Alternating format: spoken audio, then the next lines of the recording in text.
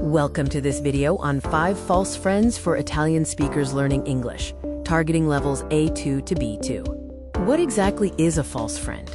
It is a word in a foreign language that looks or sounds like a word in your own language but has a completely different meaning. Our first example is accommodate.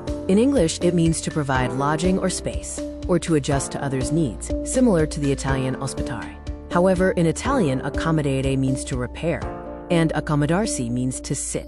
The second false friend is, quote, educated. In English, this refers to a person's level of schooling or academic knowledge, equivalent to the Italian colto. Be careful though, because in Italian, educato means well-mannered. Third, we have, quote, camera. In English, it is a device for taking photographs or recording video, like photocamera in Italian. Yet, in Italian, camera means room or stanza.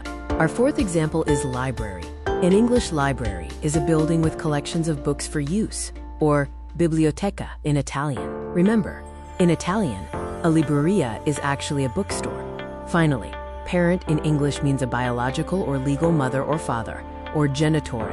The false friend here is the Italian word parente, which means any relative or family member. Thank you for watching this video. We hope you found these examples helpful for your English learning journey. Goodbye.